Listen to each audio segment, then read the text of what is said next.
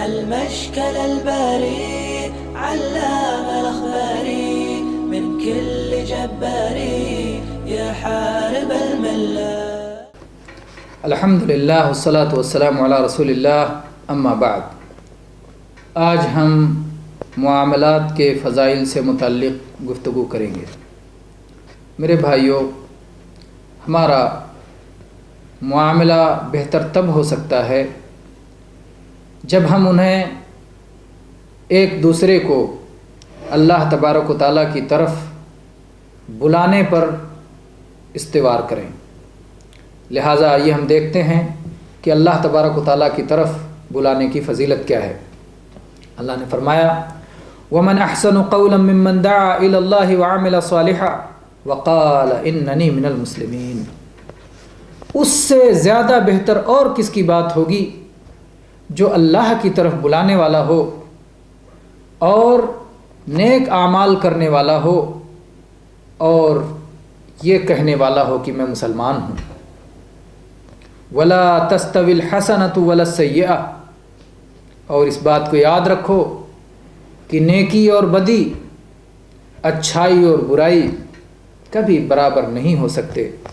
ادفع باللتی ہی احسن فاذا الذی بینک وبینہ عداوۃ کأنہ ولی حمیم. کہ جب کسی چیز کو دفاع کرنے کا، کسی چیز کو ہٹانے کا، مٹانے کا، دفع کرنے کا، ڈھکیلنے کا وقت آئے تو اس کے لیے جو بہتر سے بہتر طریقہ ہو سکتا ہے اسے اپناؤ. اس کا نتیجہ یہ ہوگا کہ تمہارے اور کسی کے درمیان اگر کوئی عداوت و دشمنی ہے تو وہ شخص تمہارا دوست ہی نہیں، جگری دوست بن جائے گا. لیکن یہ اتنی آسان بات نہیں ہے. وَمَا يُلَقَّاهَا إِلَّا الَّذِينَ صَبَرُوا وَمَا يُلَقَّاهَا إِلَّا ذُو حَظٍّ عَظِيمٍ. کہ اس صفت کو صبر کرنے والے ہی پا سکتے ہیں اور بڑے نصیبے والے ہی پا سکتے ہیں. اور دعوت اللہ کی فضیلت میں متفق علیہ حدیث سہل ابن سعد رضی اللہ عنہ کی کہ نبی کریم صلی اللہ علیہ وسلم نے غزوہ خیبر کے موقع پر علی ابن ابی طالب رضی اللہ عنہ سے فرمایا انفذ علی رسلک حتی تنزل بساحتہم ثم ادعوہم الی الاسلام. اللہ کے نبی صلی اللہ علیہ وسلم نے علی رضی اللہ عنہ کو حکم دیا کہ جائیے اور انہیں جب ان کے سامنے، ان کے میدان میں پہنچ جائیے تو انہیں اسلام کی طرف بلائیے اور ان کو اس بات کی خبر دیجیے کہ ان پر اللہ کا کیا حق ہے. اللہ کا کیا حق ہے ان کے اوپر، اس بات کی انہیں خبر دیجیے. اور اس بات کو یاد رکھیے فواللہ لَأَن يَهْدِيَ اللَّهُ بِكَ رَجُلًا وَاحِدًا خَيْرٌ لَكَ مِنْ أَن يَكُونَ لَكَ حُمُرُ النَّعَمِ. اللہ کی قسم، اللہ تبارک و تعالیٰ آپ کے ذریعے سے ایک انسان کو بھی ہدایت عطا فرما دے، صحیح راستہ دکھا دے، یہ تمہارے لیے اس بات سے کہیں بہتر ہے کہ تمہارے پاس سرخ اونٹ کی دولت ہو. عربوں میں بہت بڑی دولت مانی جاتی تھی. تو اس دولت سے بڑی دولت ہے کہ ایک انسان وہ ہدایت کی راہ پہ آ جائے اور اللہ کے حقوق کو جاننے والا اور ان کو ادا کرنے والا بن جائے. ایسے ہی معاملات میں ہمارا معاملہ بھلائی کے حکم دینے کا اور برائیوں سے روکنے کا ہونا چاہیے. اللہ تعالیٰ نے فرمایا وَلْتَكُمْ مِنْكُمْ أُمَّةٌ يَأْمُرُونَ وَلْتَكُمْ مِنْكُمْ أُمَّةٌ يَدْعُونَ إِلَى الْخَيْرِ وَيَأْمُرُونَ بِالْمَعْرُوفِ وَيَنْهَوْنَ عَنِ الْمُنْكَرِ وَأُولَئِكَ هُمُ الْمُفْلِحُونَ. تم میں ایک جماعت ایسی ہونی چاہیے جو خیر کی دعوت دیتی ہو، بھلائی کا حکم دیتی ہو، برائیوں سے روکتی ہو، اور یہی لوگ فلاح یاب ہیں، یہی لوگ کامیاب ہیں. تو اگر ہم اپنے معاملات کی درستی چاہتے ہیں، اپنے معاملات کی بہتری چاہتے ہیں تو ہمیں خیر کی دعوت دینی چاہیے، بھلائی کا حکم دینا چاہیے اور برائی سے روکنا چاہیے. اور ایسے ہی ابو سعید خدری رضی اللہ عنہ کی صحیح مسلم کی حدیث، نبی کریم صلی اللہ علیہ وسلم نے فرمایا من رأى منکم منکرا فَلْيُغَيِّرْهُ بِيَدِهِ کہ جو شخص بھی کسی برائی کو دیکھے تو وہ اپنے ہاتھ سے روک دے، اگر اس کی طاقت نہ ہو تو اپنی زبان سے روکے، اور اس کی طاقت بھی نہ ہو تو اپنے دل سے روکے، اور یہ ایمان کا کمزور ترین درجہ ہے۔ اور ایسے ہی تمیم داری رضی اللہ عنہ کی حدیث ہے کہ نبی کریم صلی اللہ علیہ وسلم نے فرمایا الدین النصیحہ، دین خیر خواہی کا نام ہے، نصیحت کا نام ہے، بھلائی چاہنے کا نام ہے۔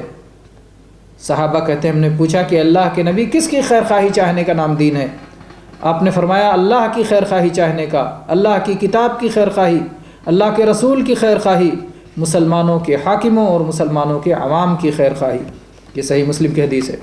اور ایسے ہی آپس میں ایک دوسرے کو حق بات کی نصیحت کرنا۔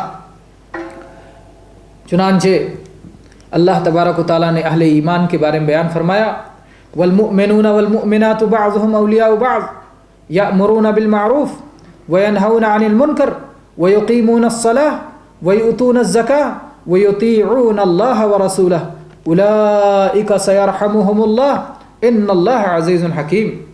ایمان والے مرد اور ایمان والی عورتیں یہ آپس میں ایک دوسرے کے دوست ہیں، ایک دوسرے کے ولی ہیں، یہ بھلائیوں کا حکم دیتے ہیں، برائیوں سے روکتے ہیں، صلاۃ کو قائم کرتے ہیں، زکوٰۃ کو ادا کرتے ہیں، اللہ اور اس کے رسول کے اطاعت گزار و فرما بردار ہیں۔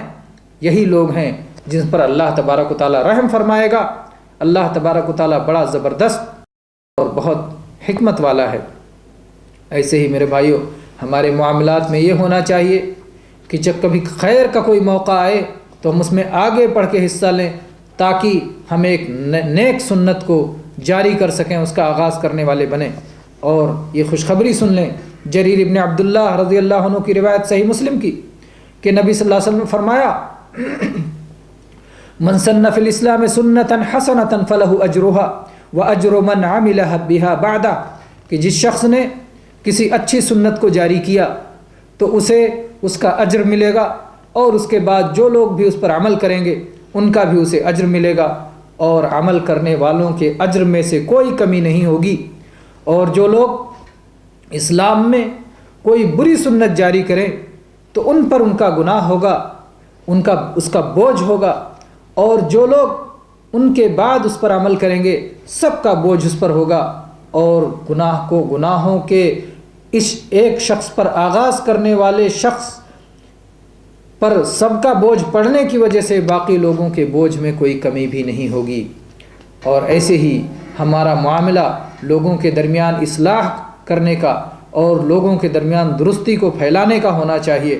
اللہ تعالیٰ نے فرمایا لا خیر فی کثیر من نجواہم الا من امر بصدقۃ او معروف او اصلاح بین الناس ومن یفعل ذلک ابتغاء مرضات اللہ فسوف نؤتیہ اجرا عظیما۔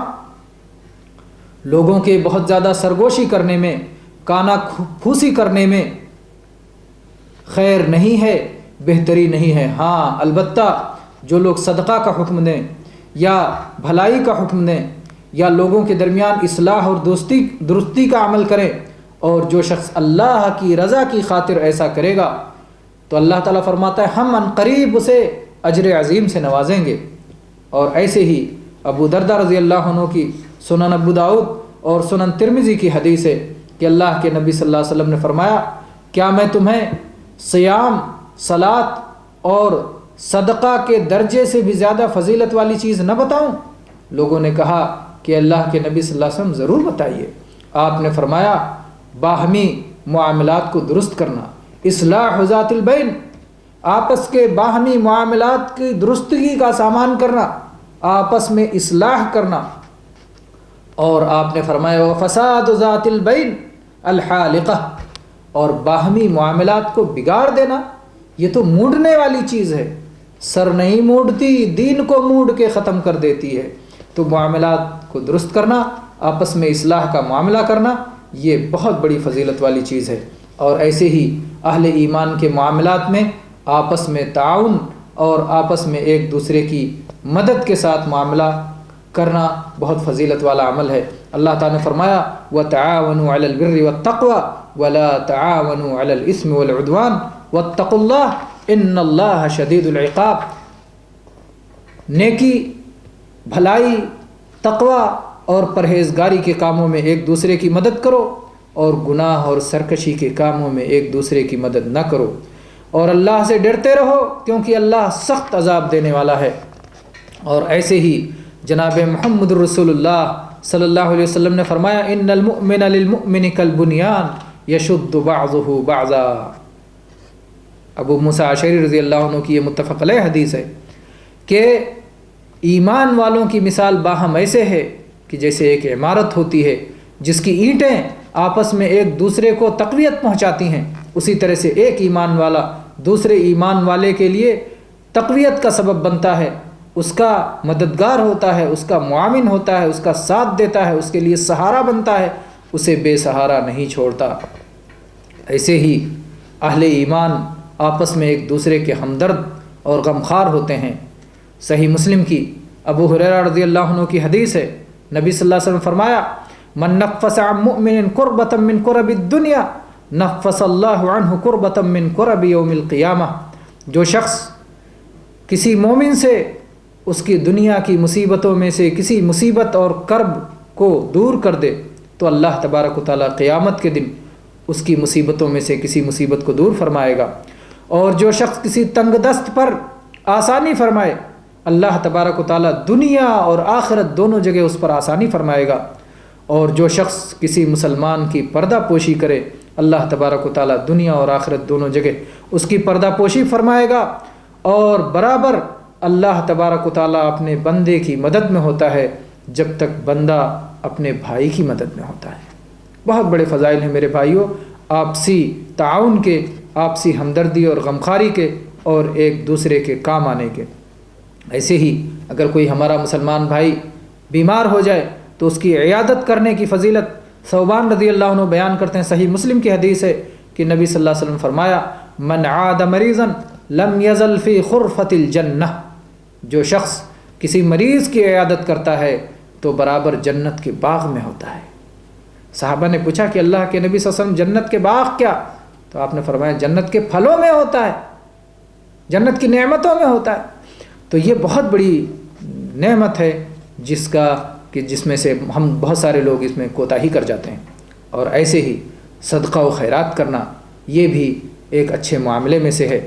اللہ تبارک و تعالیٰ نے فرمایا ان المصدقین والمصدقات واقرضوا اللہ قرضا حسنا یضاعف لهم ولهم اجر کریم، کہ جو لوگ صدقہ دینے والے مرد ہیں یا صدقہ دینے والی عورتیں ہیں یا جو لوگ اللہ تبارک و تعالیٰ کو قرض حسن دیتے ہیں، اللہ تبارک و تعالیٰ ان کو کئی گنا کر کے عطا فرمائے گا، اور اللہ تبارک و تعالیٰ کے یہاں ہی تو اجر کریم ہے، اس کے یہاں ہی تو بہترین اجر و ثواب اور بہترین بدلہ ہے۔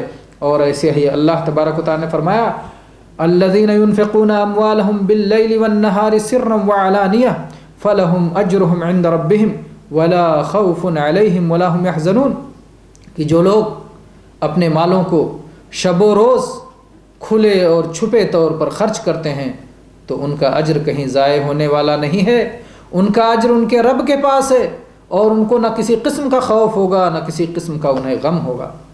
اور ایسے ہی خرید و فروخت کے معاملے میں، تقاضا کرنے کے معاملے میں جو لوگ نرم رویہ اختیار کرتے ہیں، اخلاقی معاملہ اختیار کرتے ہیں، ان کی فضیلت ہے۔